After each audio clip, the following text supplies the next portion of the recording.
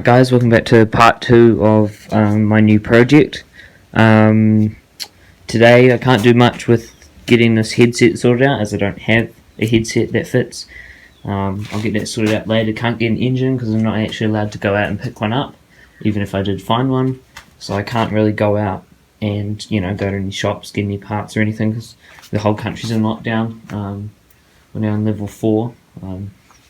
So yeah, I can't, I just can't do anything. I have to stay here and use what I have here. So today what I'm going to be doing is I am going to be cutting off this subframe. So I'll just make a cut there, there, and there. My blades, I can't actually go out and get new cut-off wheels from the angle grinder. This is what's left for my 2 tiny ones. You can't cut through. You have to make a cut all the way around. So I'll have a go with the angle grinder, but I'll see how it goes. I'll probably have enough on this one to cut through. So yeah, I'll just make the cut now, there, and cut this off. I'll try to keep this bracket because I think that's for the brake master cylinder, the rear brake. So I don't know. I'll keep that anyway. Yeah.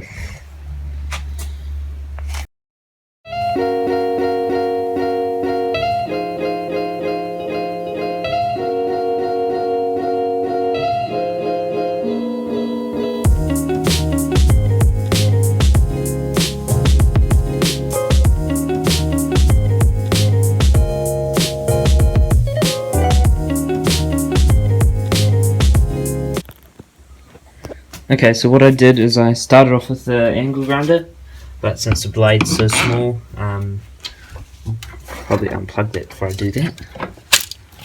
Since the blade is, so small, the cutting wheel is so small, I couldn't get all the way around, and I couldn't get it in behind, so I started using that hacksaw. That was too big, so I switched to this smaller one. The blade's a bit dull, but it still got through pretty quick. Now I'll just grind these down so they're flush here, and I'll grind that down there. Yeah, this is the old subframe that I just cut off. I'll just show it. I'll put this back.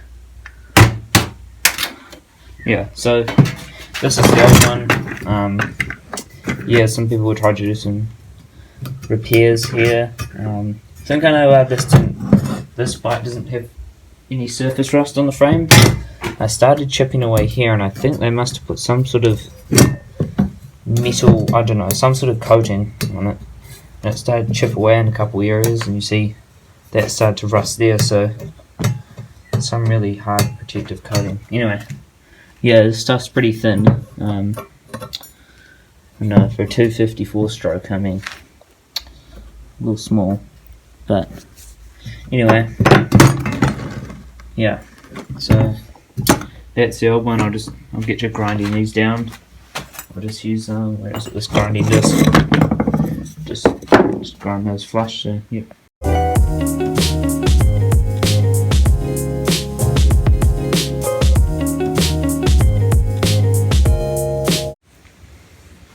Okay, so I've just ground these down.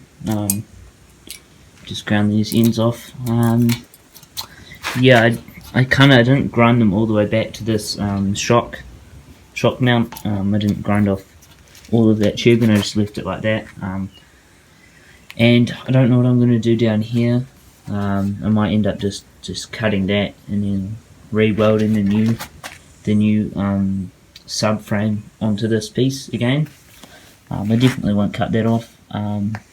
So yeah, I've got a mock-up subframe that I kind of mocked up. I used some copper pipe, and I just bent it into shape. Obviously, copper's quite soft and malleable, so it's good to use, but it's really hard to bend to the same profile that steel bends to, because it copper just crimps and crushes. It doesn't actually bend.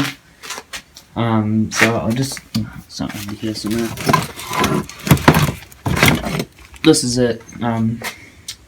See, I've kind of bent that flat because it wouldn't bend properly. It looks really janky, but that's just how it is. It'll look way better with steel subframe. So yeah, I'll just get that all set up and in position, and I'll show you what it looks like.